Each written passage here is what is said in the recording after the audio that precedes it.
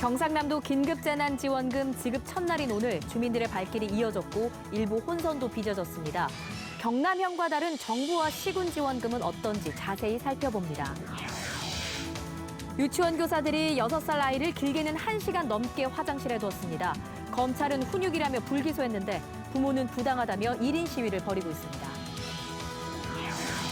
대우조선이 국내 유일 원양해운사가 발주한 세계 최대 컨테이너선을 만들었습니다. 위기 속 국내 조선과 해운업의 도약의 발판이 될 것으로 기대됩니다. 창원시가 방위산업혁신 클러스터 시범사업지로 선정돼 방산부품 국산화 등에 5년 동안 500억 원이 투입됩니다. 창원 산단 인근에 방산혁신 지원센터도 건립됩니다.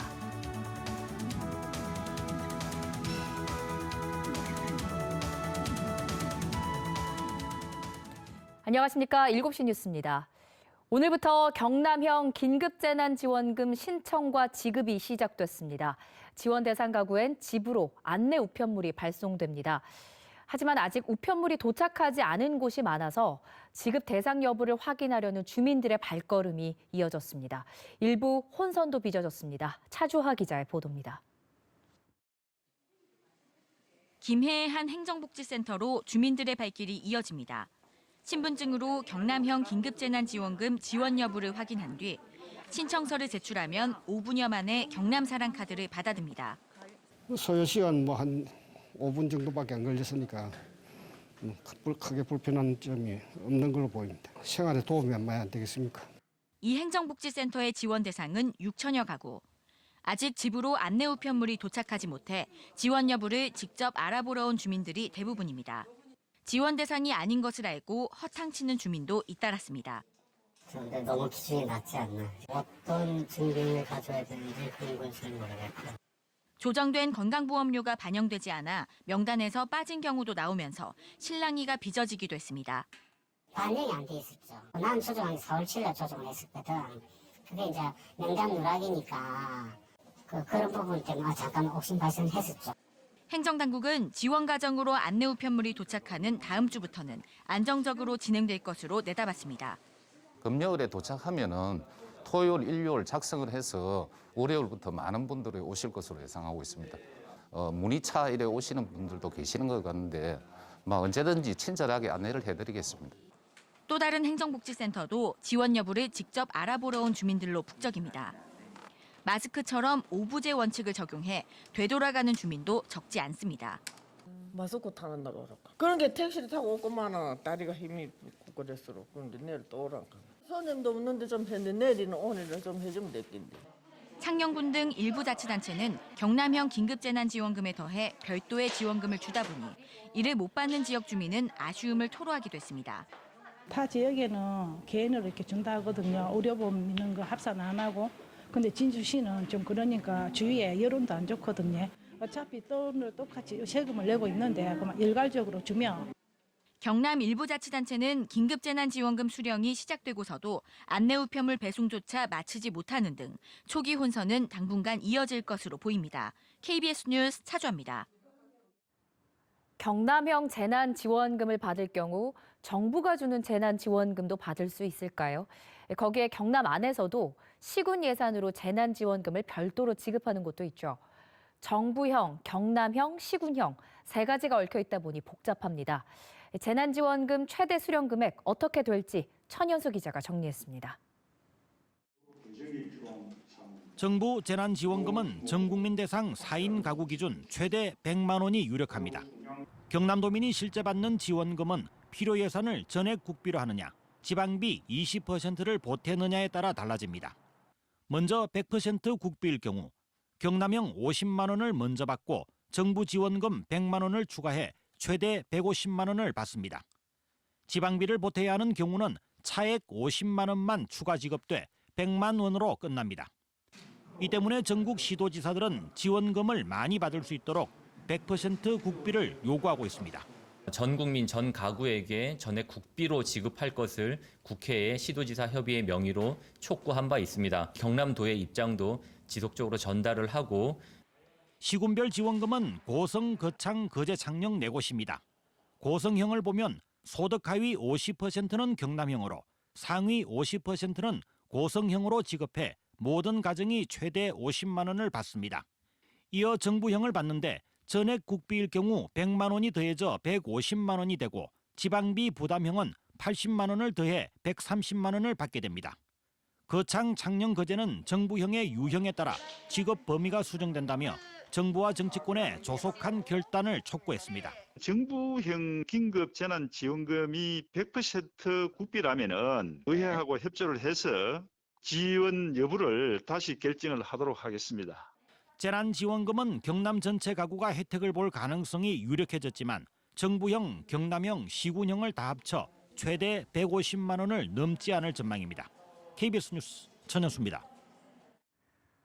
오거돈 부산시장이 여직원에 대한 성추행 사실을 인정하고 전격 사퇴했습니다. 오 시장은 책임지는 자세로 물러나겠다고 밝혔는데 부산시는 큰 충격에 휩싸였습니다. 최재훈 기자입니다. 오거돈 부산시장이 성추행 사건에 대한 책임을 지겠다며 시장직에서 물러났습니다. 오 시장은 오늘 오전 긴급 기자회견을 열고 5분 정도의 짧은 면담 과정에서 불필요한 신체 접촉을 했고 이것이 해서는 안 될 강제추행으로 인정될 수 있음을 깨달았다고 말했습니다. 정상적인 시정 운영이 될 수 있도록 하기 위해서는 모든 허물을 제가 짊어지고 용서를 구하면서 나가고자 합니다. 또 경중에 상관없이 어떤 말로도 용서받지 못할 행위임을 알고 있다며 이러한 잘못을 안고 시장직을 계속 수행한다는 것은 부산시장으로서의 도리가 아니라고 생각한다며 울먹였습니다. 오 시장은 너무나 죄송스럽다.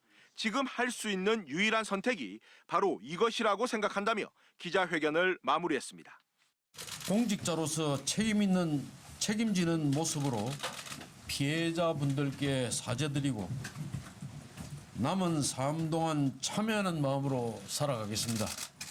취임 2년을 코앞에 두고 불거진 성추행 사건에 따른 불명예 퇴진에 부산시는 충격에 휩싸였습니다. KBS 뉴스 최재훈입니다.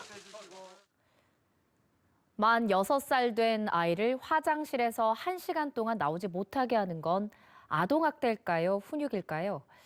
2018년 김해 한 어린이집에서 일어난 일인데요.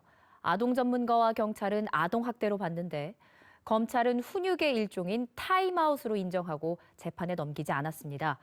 피해 아동의 어머니는 1인 시위를 시작했습니다. 박기원 기자입니다.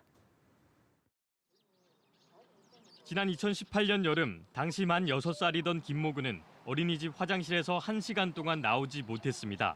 어린이집 교사가 친구와 장난쳤다는 이유로 화장실에서 나오지 못하게 한 겁니다.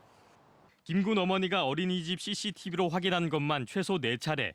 김군은 짧게는 20분 안팎에서 길게는 1시간 동안 에어컨도 없던 화장실에서 나오지 못했습니다.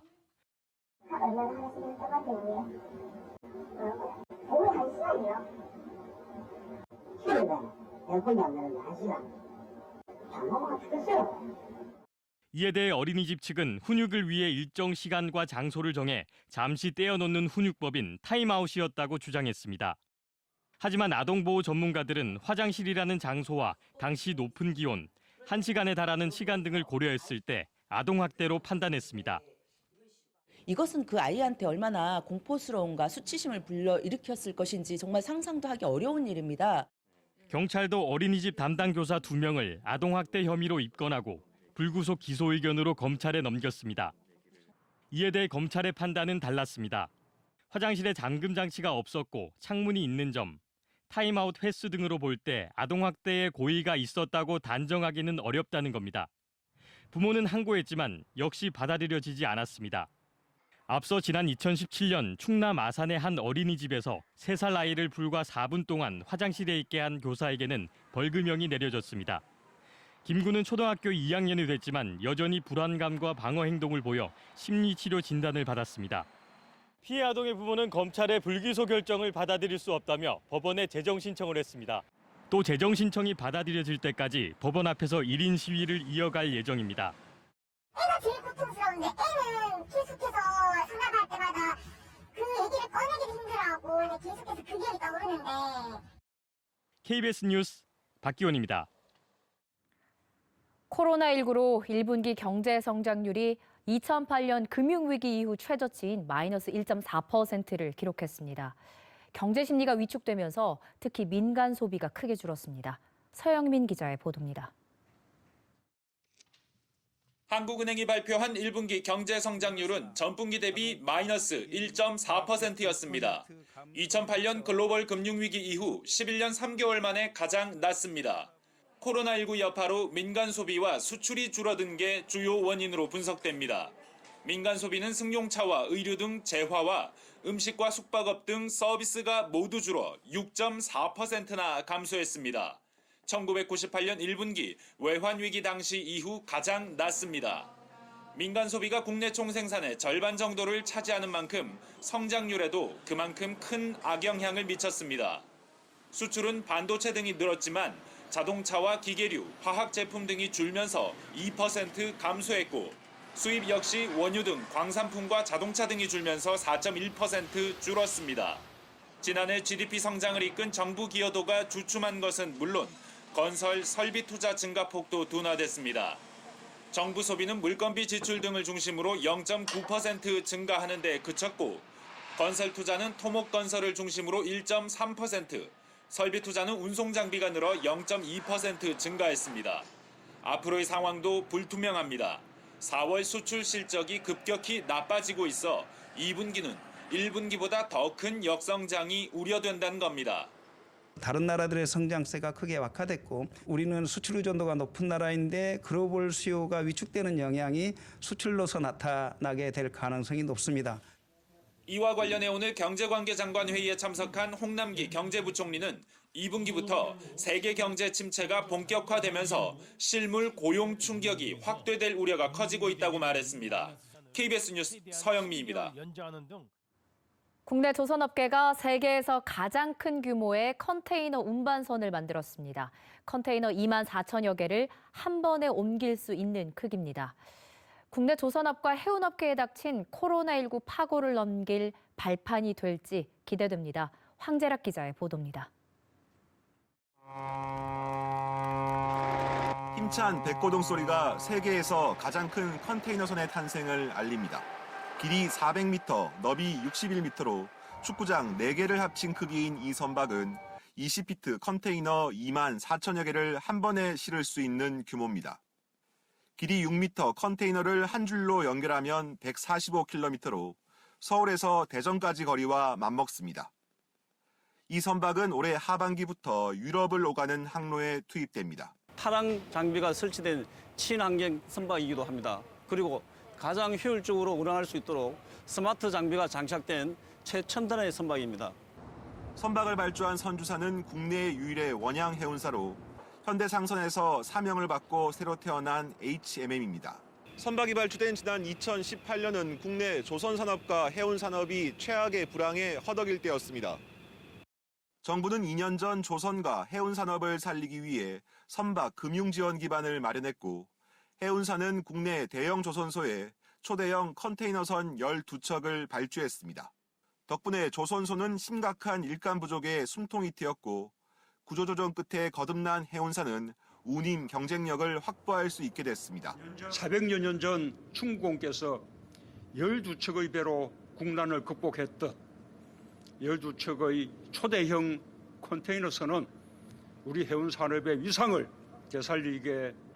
정부는 코로나19로 인한 경기 침체의 파도를 넘기 위해 1조 2,500억 원을 해운업에 추가 지원하기로 했습니다. KBS 뉴스 황재락입니다. 또 다른 반가운 소식도 있습니다. 경상남도와 창원시가 방산혁신 클러스터의 첫 시범 사업지로 선정됐습니다. 방산 부품 국산화를 위한 연구개발 프로젝트 등에 500억 원이 투입됩니다. 김소영 기자입니다. 소형 무장 헬기의 연료 탱크 누설을 감지하는 장비입니다. 국내 한 방산 중소기업이 지난해 한국항공우주산업 카이의 요청을 받아 개발했습니다. 개발비는 약 3,500만 원, 시 지원금 1,500만 원을 제외한 2천만 원을 직접 부담했습니다. 더 많은 핵심 부품을 국산화할 기술이 있지만 개발 비용이 가장 큰 걸림돌입니다. 매출에 비해서 R&D 자금을 투입할 수 있는 게 중소기업 보면 5% 넘어가면 힘든데. 경상남도와 창원시가 방산혁신 클러스터로 지정돼 부품 국산화를 위한 R&D 자금을 지원받습니다. 기동화력과 함정, 항공 등 국산화 11개 과제와 첨단화 8개 과제입니다. 육군 정비창과 카이, 현대로템 등을 중심으로 협의체가 구성돼 R&D 수요를 발굴하게 됩니다. 방위산업 관련 창업 활성화를 위해 매년 5개사의 창업을 지원하여 5년간 25개사 창업을 목표로 아이템 발굴부터 사업화까지 또 2022년까지 150억 원을 들여 창원 국가산단 인근에 방산혁신지원센터가 건립되는 등 앞으로 5년 동안 500억 원이 투입됩니다. 창원은 방위산업의 집적지이기도 하고 또 체계기업을 중심으로 하는 여러 중소기업이 가치 사슬이 잘 엮여 있습니다.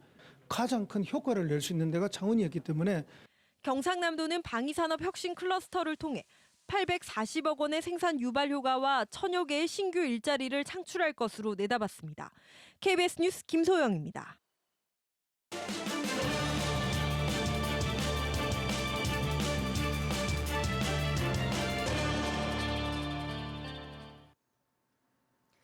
이어서 간추린 경남 소식 전해드립니다.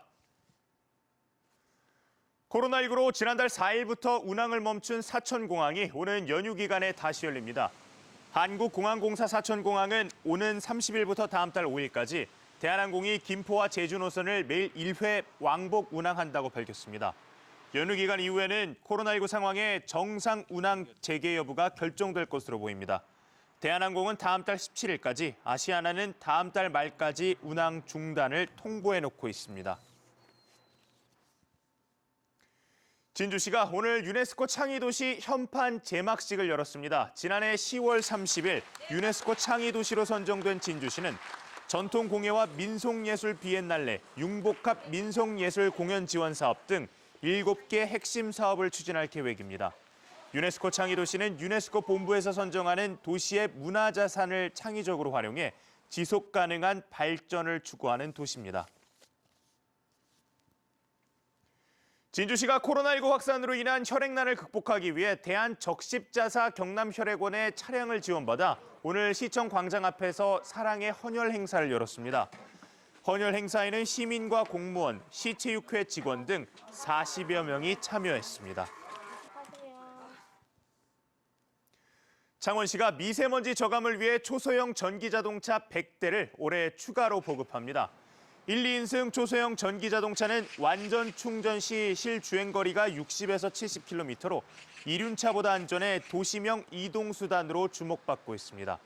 창원시는 자동차 구매 비용 1,100만 원 가운데 640만 원을 지원하고 배달업에 종사하는 소상공인과 직장인, 대학생들에게 우선 보급합니다.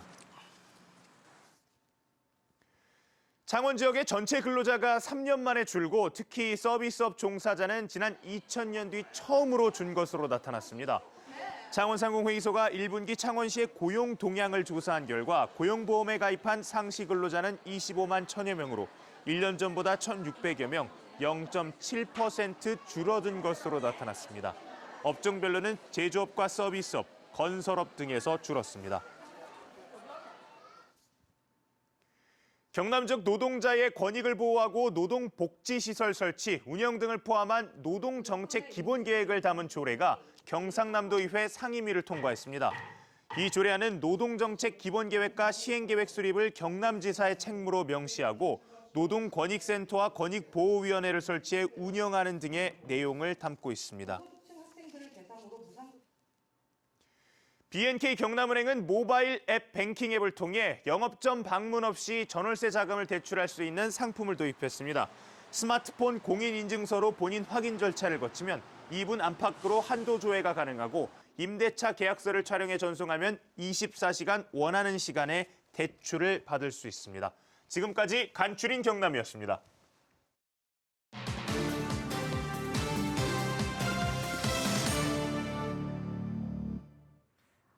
코로나19로 소비도 줄고 또 개학이 미뤄지면서 급식 재료 납품을 못하다 보니 농가들도 어려움을 겪고 있습니다. 이에 여러 지자체에서 직접 나서서 농산물 꾸러미를 만들어 판매를 돕고 있습니다. 다양한 신선 농산물을 바로 배송받을 수 있다 보니 소비자들의 만족도 크다고 합니다. 현장으로 가보시죠. 코로나19 장기화로 어려움을 겪는 농민들을 위해 여러 가지 아이디어를 내며 도움의 손길들이 이어지고 있습니다. 밀양시에서는 당일 수확한 농산물을 직접 수거해 포장해서 배송까지 논스톱 서비스를 진행하는데요. 농가도 돕고 새로운 일자리를 창출하며 침체된 지역 경제까지 살리는 현장으로 함께 가보실까요?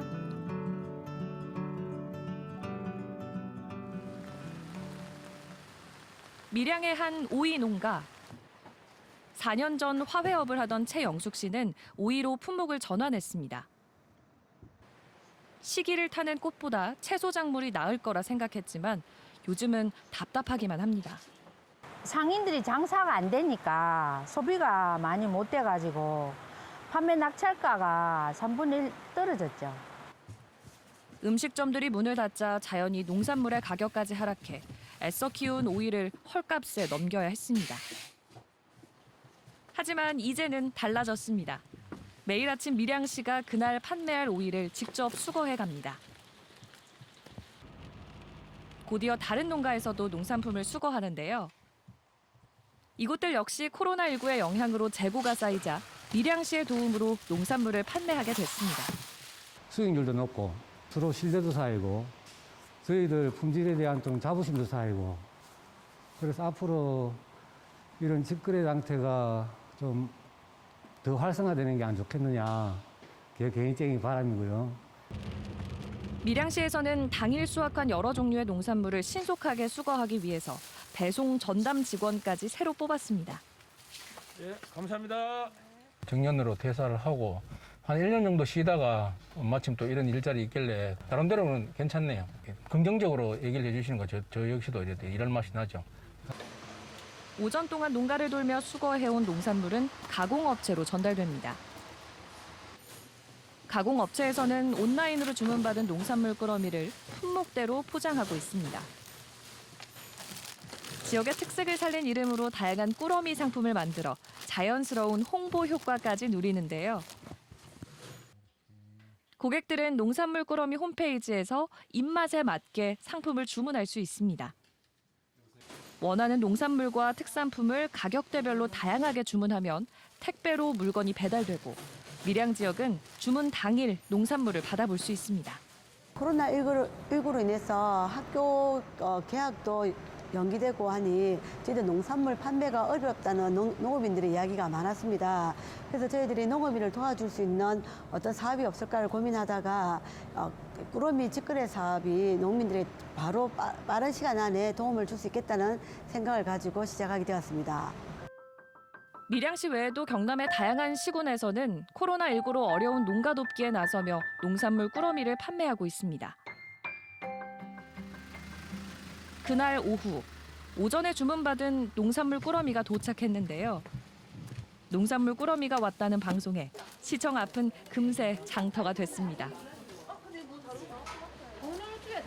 농가에서 바로 수확한 이 신선한 농산물은 깔끔하게 포장돼 고객들이 주문한 곳까지 친절하게 배송해줍니다. 시장에 직접 안 가도 되고 신선한 재료를 그때그때 먹을 수 있어서 좋습니다. 농산물 꾸러미는 지역 특산물도 구입할 수 있어 인기 만점입니다.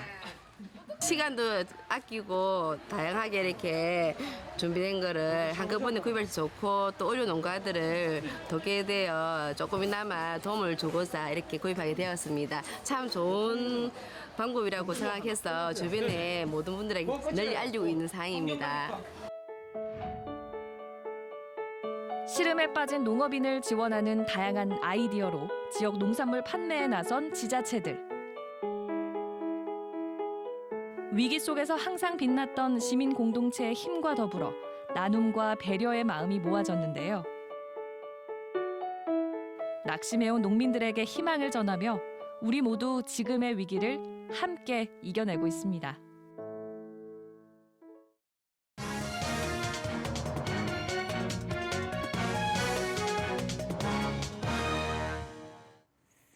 오늘부터 경남형 긴급재난지원금 지급이 시작됐습니다. 지급 기준 그리고 또 정부 지원금과 중복 문제는 어떻게 되는 건지 궁금한 점이 많습니다. 오늘 이슈 대담에서요. 김명섭 경상남도 대변인과 함께 이야기 나눠보도록 하겠습니다. 어서 오세요. 예, 안녕하세요. 네. 이 질문부터 드리고 싶은 게 김경수 지사가 재난지원금을 처음에 말씀하셨을 때 전 국민 지급하자, 선별하지 말자라고 주장을 하셨거든요. 예. 근데 왜 경남에선 시행할 때 선별적 지급을 선택하게 된 건가요? 예. 저희도 선별하지 않고 전 도민에게 지급해 드리려고 그동안 많은 노력을 해왔었는데요. 네. 그래서 이제 김경수 지사와 경상남도는 처음 제안할 때부터 지금까지 정부가 추진하고 있는 긴급재난지원금은 선별 없이 모든 국민 또는 모든 가구에게 100%로 전액 국비로 지급을 해달라 이렇게 요청을 했었습니다. 그래서 지금 이제 국회에서 그런 논의를 하고 있는데요. 경남도 차원에서 전체를 하려고 하다 보니 재원의 한계에 부딪히게 됐습니다. 이건 이제 지방정부의 재정 한계에 대한 어쩔 수 없는 불가피한 선택이라고 보고요. 저희가 긴급한 재난 구호에 쓸 수 있는 재원을 긁어 모았더니 그나마 이게 2천억 정도였던 거죠. 네. 그래서 일단은 피해가 가장 시급하다라고 판단되는 소득 하위 50% 계층에게 먼저 저희가 지급을 하고 나머지 전 국민에 대해서는 중앙 정부가 두텁게 보호하자라는 취지로 현재 이제 국회에서 논의 중인 정부의 긴급재난지원금은 전액 국비로 모든 국민에게 지급해달라 이렇게 강하게 요청을 하고 있는 상황입니다. 그러니까 경남의 재정 수준에 맞추다 보니 그럴 수밖에 없었다. 네. 오늘부터 그래서 지급과 신청이 모두 시작이 됐는데요. 방금 말씀하신 것처럼 소득 하위 50% 가구가 대상인데 이렇게만 듣기에는 내가 그 가구가 아닌지 대상인지 아닌지가 확 와닿지가 않고요. 그래서 좀 설명을 해주신다면요. 예. 말씀하신 대로 오늘부터 경상남도 긴급재난지원금이 시작이 됐는데요. 네. 앞서 리포트에서도 보셨습니다만 일부 제 주민센터에서 혼잡하기도 했고 또 미흡한 점이 나타나기도 했습니다. 그래서 이 부분들은 아마 차차 안정화되고 도민 불편이 없도록 개선해 나가게 될 것이고요.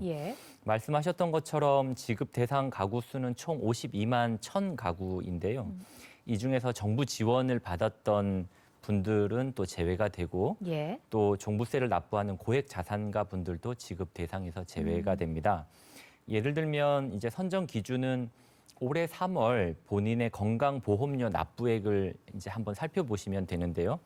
예를 들어서 4인 가구일 경우에 직장 가입자는 내가 보험료를 16만 546원보다 적게 냈다라고 하면 이제 대상자가 되시는 거고 지역 가입자의 경우에도 16만 865원보다 이제 적게 냈다라고 확인을 하시면 일단 내가 중앙정부가 한 지원금을 받지 않았고 여기에 해당된다라고 하면 내가 대상자구나 이렇게 예측을 하실 수가 있습니다. 네.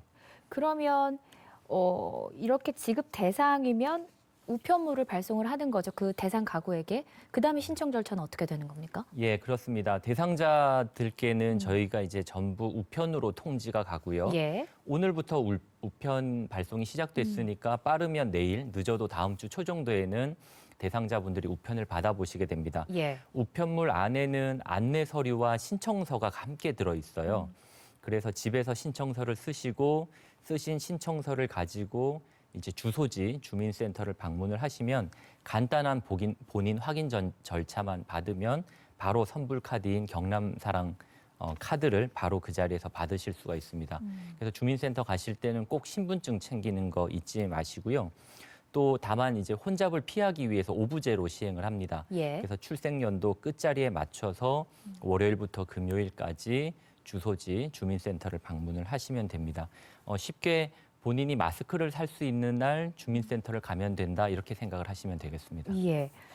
지금 방금 설명해 주신 그 3월 기준 건강보험료 설명을 잠깐 해주셨는데 들어보니 본인이 지급 대상이에요. 그런데 우편물이 안 왔습니다. 이럴 경우는 어떻게 해야 돼요? 맞습니다. 혹시 간혹 우편물이 누락이 되거나 또 발송되지 않아서 못 받으신 분들은 본인이 대상자가 맞다고 생각하시면 세대주 또는 만 19세 이상의 세대원이 신청서 동사무소에 가면 또 신청서가 다 있거든요. 그래서 신분증만 가지고 주소지 주민센터를 방문하셔서 신청하시면 됩니다. 그 보다 자세한 내용은 휴대폰에 국번 없이 120을 누르시면 예. 우리 경상남도 민생경제 콜센터로 바로 연결이 돼요. 그러면 자세한 안내를 받으실 수 있고 거기에 따른 신청 절차 이런 여러 가지 문의 사항들을 확인하실 수가 있겠습니다. 그러면 자기가 본인이 대상이 되는지 안 되는지도 여기에 전화하면 알 수가 있는 네, 거예요? 여기서 어떻게 하시면 되는지를 예, 저희가 안내를 해드립니다. 예. 네. 그리고 그 정부에서는 아직 그 긴급재난지원금을 뭐 어떻게 지급할지 얼마를 지급할지 확정이 안 난 상황인데 네. 경남형은 우선 시작을 했습니다. 그럼 네. 나중에 이제 국가가 지급하는 재난지원금은 또 받을 수 있는 건지 어떻게 하실 건지도 예. 궁금하거든요. 도민들께서 많은 질문들을 해주시고 예. 궁금해하십니다. 그 경상남도는 중복 지급은 꼭 해야 된다라는 강한 입장을 가지고 있어요. 그래서 지금 국회에서 정부의 긴급재난지원금 논의를 하고 있는데 국회에서 전액 국비로 편성해 줄 것을 지금 강력하게 요청을 하고 있는 상태입니다. 이것은 우리 경남도뿐만이 아니라 전체 광역시도가 마찬가지인데요. 그동안 긴급한 상황에서 자체 재원을 마련해서 이미 시행을 했기 때문에 각 시도마다 진행한 것은 그대로 인정을 하고 정부가 국비로 더 두텁게 보호를 해줘야 된다라는 취지로 이야기를 하고 있습니다. 그래서 중앙정부에서 긴급재난지원금을 전액 국비로 결정을 하게 될 경우에는 중복 지급이 가능하고요. 하지만 현재처럼 국비와 지방비를 8대2로 매칭한다라고 했을 때는 앞서 말씀드렸던 것처럼 지방정부의 재정 한계상 추가 매칭이 어렵기 때문에 중복 지급은 어렵다 이렇게 좀 보고 있는 상태입니다. 이건 이제 어떤 결론이 나오는지 지켜봐야 예. 알 수 있는 얘기일 것 국회에서 같습니다. 논의가 되는 대로 예. 결정될 것으로 보입니다. 앞서 설명하실 때 그 하위 50%라고 말씀은 하셨지만 그 앞서 국가로부터 지원을 받은 분들은 뺐다라는 말씀을 하셨잖아요. 그 네. 국가 지원이라는 게 지금 뭐 아동 양육 한시 지원 대상자, 예. 뭐 만 7세 미만 아동에게 지급된 아동 돌봄 쿠폰 예. 이런 것들을 말씀하신 겁니다. 네.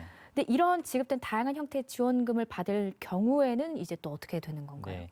현재로서는 경상남도 긴급재난지원금은 우리 그동안 1차 정부 추경을 통해서 지원을 받으셨던 분들하고는 중복 지급은 되질 않아요. 예. 그래서 저소득 한시생활 지원 대상자, 또 아동 양육 한시 지원 대상자, 또는 긴급복지 지원 대상자, 또 코로나19로 생활 지원을 받으셨던 분, 이런 분들은 먼저 이미 정부의 1차 추경을 통해서 지원을 했기 때문에 저희는 그분들을 빼고 나머지 이제 하위 50%에 되는 이제 52만 가구에 대해서 이제 지원을 하게 되는 겁니다. 자, 이런 분들 중에서도 중복 지원을 받아야 될 만큼 힘든 분도 계실 텐데 어쨌든 예산 확보가 참 어려운 거니까요. 네, 한계가 그렇습니다. 있는 것 같습니다. 네.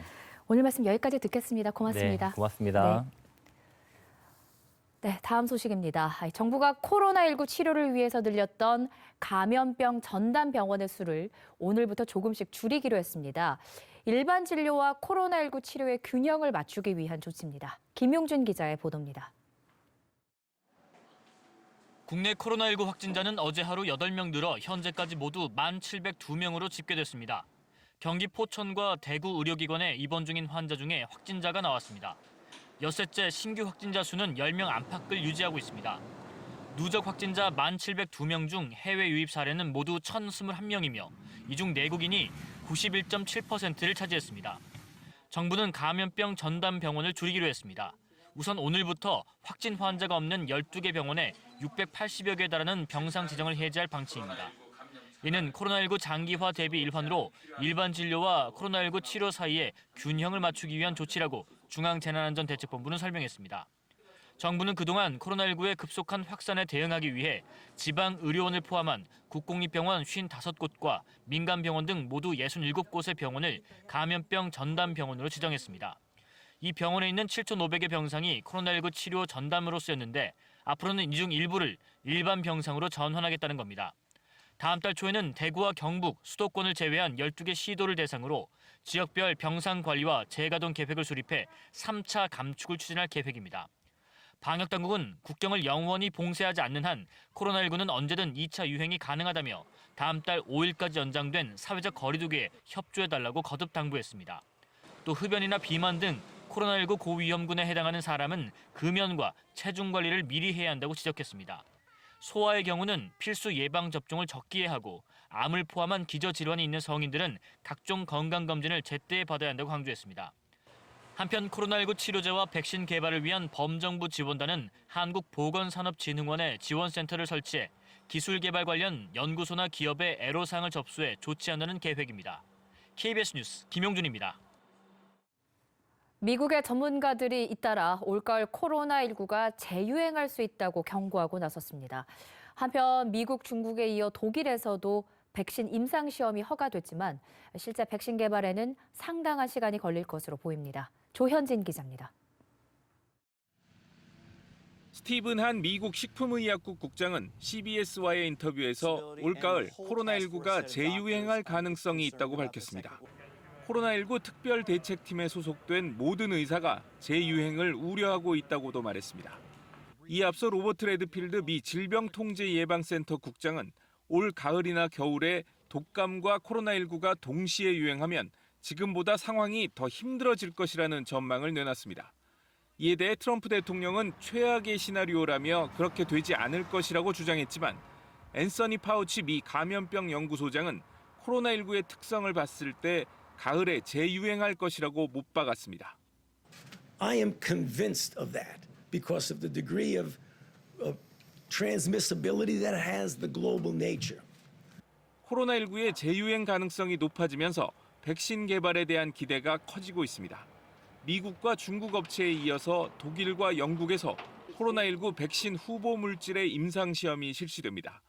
독일 보건당국은 그러나 올해 안에 일반 대중에게 접종할 수 있는 백신이 허가될 가능성은 낮다고 내다봤습니다.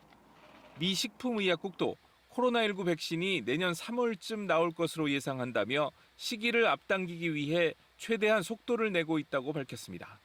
치료제와 관련해서는 에볼라, 말라리아 등의 효과가 있는 기존 물질들을 대상으로 세계 각국에서 수백 건의 임상시험이 진행되고 있는 것으로 알려졌습니다. KBS 뉴스 조현진입니다.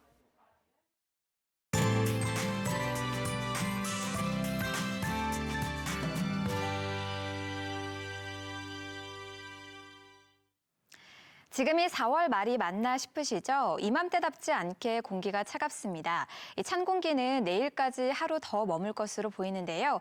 내일도 창원의 아침 기온 4도로 평년 기온을 크게 밑돌며 출발해서 낮 기온도 오늘과 비슷한 17도 선에 그치겠습니다. 내일까지는 옷차림을 따뜻하게 해주셔야겠습니다. 맑은 날씨에 대기 건조함은 점점 더 심해지고 있습니다. 오늘 건조주의보가 조금 더 확대되면서 거창과 함양에도 추가로 내려졌습니다. 또 모레까지는 바람도 강하게 불 것으로 보여서 작은 불씨가 큰 화재 사고로 이어지지 않도록 불씨 관리 잘해주셔야겠습니다. 현재 위성 영상 보시면 전국이 대체로 맑은 모습 보이는데요. 밤까지 강원 영서로는 빗방울이 살짝 떨어지겠습니다. 내일은 아침부터 낮 사이 경기 동부와 강원 영서, 충북 북부로 빗방울이 살짝 떨어지겠고요. 그 밖에는 종일 맑고 공기도 깨끗하겠습니다. 한편 내일 오후부터 강원 영동과 영남 해안으로는 바람이 다시 강하게 불겠습니다. 내일 해상으로도 종일 맑은 날씨가 이어지겠고요. 서해와 동해상에는 밤부터 풍랑주의보가 내려지면서 물결이 높게 일겠습니다. 내일 우리 지역의 아침 기온은 오늘과 비슷하게 출발합니다. 동부 지역은 의령과 함안 0도, 창원 4도, 김해와 거제가 5도로 예상되고요. 낮 기온은 18도 안팎으로 오늘보다 1도에서 4도가량 높겠습니다. 경남 서부 지역은 내일 남해의 아침 기온 5도, 그 밖의 지역은 1, 2도 선에서 출발하고요. 낮 기온은 18도 안팎으로 예상됩니다. 주말인 토요일부터는 평년 기온을 회복하며 다시 따뜻해지겠고요. 다음 주까지도 별다른 비 소식 없이 맑은 날씨가 이어지겠습니다. 기상정보였습니다. 선별 지급이냐 아니냐의 논쟁에 합의가 됐니 안 됐니가 요 며칠 주요 뉴스를 장식하고 있습니다. 그렇게 시간이 흐르는 동안 누군가는 당장 내일을, 이달을 버틸 수 있을까가 걱정입니다. 그나마 경남에서 오늘부터 지원을 시작한다는 소식은 숨통을 틔웁니다만 여전히 부족하고 답답하죠. 긴급 재난 지원금, 이 이름에 담긴 5단어의 절박함을 나란 일 한다는 사람들이 정말 아는지 모르겠습니다. 7시 뉴스 마칩니다. 함께해 주신 여러분 고맙습니다.